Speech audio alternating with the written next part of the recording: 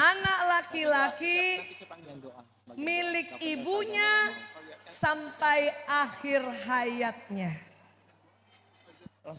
Anak perempuan milik ayahnya sampai dia menyerahkan kepada suami anak perempuan itu pada saat ijab kabul. Nah itu dengarkan dulu itu. Jadi kalau anak laki apa Bu? Milik ibunya seumur hidup. Siapa yang punya anak laki sekarang? Nah itu ya sebuah privilege dari Allah. Ibu yang punya anak laki itu milik ibu sampai seumur hidup tuh anak. Sampai seumur hidup juga ibu. Tetapi ibu juga harus mulai bijaksana sebagai ibu mertua. Kenapa? Karena laki-laki juga apabila telah beristri, dia sudah menyandang hukum-hukum suami, termasuk salah satunya tadi ar-rijalu qawwamuna 'alan nisa tadi. Laki-laki pelindung perempuan. Jadi suami-suami ini pelindung istrinya. Maka kita ini kalau sudah jadi ibu mertua, selama anak tidak minta saran, tidak minta nasihat, latih diri kita untuk menahan diri, tidak memberi masukan dulu. Sampai diminta kalau mau jadi mertua yang disayangi. Latihan ibu. Kadang kita gemes lihat mantu perempuan kita gendong anak atau mandikan anaknya saja itu ada kesalahan. Kadang ibu mertua gemes bukan? Kepengen langsung begini caranya, kamu salah. Itu mantu perempuan apalagi mantu yang generasi milenial dan generasi Z itu adalah mantu jujur Bu. Kalau mertuanya tegur, dia langsung gak suka, itu karena jujur mukanya. Itu bukan mantu membangkang, mantu jujur. Ya Allah, dia jujur banget. Baru juga aku tegur, mukanya sudah julid. Maka saya juga sedang melatih diri saya, kalau nanti tidak diminta saran atau nasihat oleh anak-anak, tahan untuk tidak memberikan arahan dulu. Sampai dia minta. Karena keluarga muda, kalau punya anak pertama, dia selalu mau urus sendiri. Karena baru belajar teori-teorinya. Apalagi teori sekarang banyak juga tidak pakai teori lama. Makanya dia selalu mau urus sendiri. Tidak mau dicampur aduk atau ditegur-tegur oleh orang tua apalagi mertua. Sabarlah Bu, nanti anak ketiga dia juga tanya sama ibu.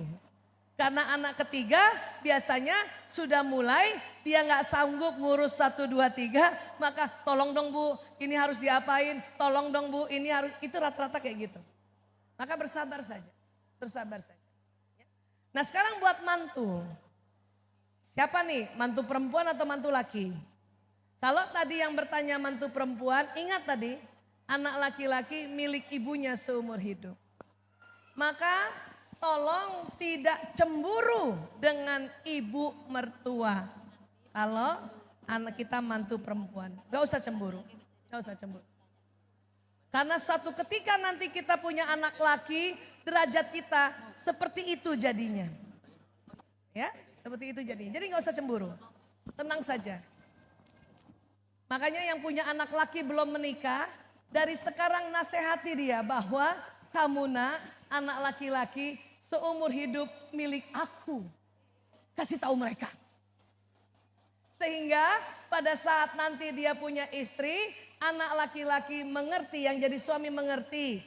Bahkan sudah diajarkan dalam Islam, seorang suami bila dipanggil ibunya dan dipanggil istrinya bersamaan, yang harus didatangi adalah ke ibunya. Walaupun misalnya dekatnya ada istri, suami bilang, sebentar ya sayang, aku ke ibu dulu. Yang penting itu. Karena istri yang penting suami ngasih tahu, istri sudah senang sekali. Iya mas, ke ibu dulu, ke ibu dulu. Sampai di ibu, kalau ibu mertua tahu bahwa istrinya juga manggil, bilang sama anak kita, ya sudah nak, ya ibu cuman sebentar saja, pergilah ke istrimu. Itulah yang namanya bijaksana. Tapi Bu Aisyah, ibu mertua saya nggak taklim, dia juga nggak tahu tentang kebijaksanaan, dia juga terlalu mencampuri. Kalau seperti itu, ibu boleh curhat sama suami, tapi sampaikan sama suami untuk tidak disampaikan kepada ibunya. Karena kadang-kadang ibu mertua tambah marah sama mantu perempuan, gara-gara perempuan ini kan kita perlu curhat ya Bu. Ngomong sama suami, suami ngadu lagi sama ibunya. Itu yang bikin kesal. Itu yang bikin tambah konflik. Bilang saja sama suami, ayah aku cuman curhat doang, please. Cuman kamu aja yang tahu, gak usah sampaikan pada ibumu. Please. Kasih tahu begitu. Tapi kalau ibu ragu, apakah suami ibu menyampaikan ke ibunya atau tidak, mending ibu pakai dialog jiwa kayak tadi. Ya, coba slide lagi. Kembali sinyal Bu, sinyal. Ibu doakan ibu mertua. Ibu doakan bapak mertua. Ibu doakan suami. Dan sama kayak tadi, sebut namanya yang lengkap dan bayangkan wajahnya. Bayangkan wajah. Paham ya Bu? Ya Allah, saya kirimkan Al-Fatihah ini untuk ibu mertuaku. Misalnya mantu saya, Aisyah binti Dahlan bin Husain, Al-Fatihah. Maka sinyal mantu saya akan masuk ke tubuh saya, masuk ke otak saya, masuk ke kolbu saya. Kemudian mantu saya mungkin mendoakan, ya Allah berikan sehat walafiat pada ibu mertuaku, Fulana binti Fulan. Berikan kebijaksanaan, mudahkan urusan kami berdua kalau kami berkomunikasi. Doa Bu, doa.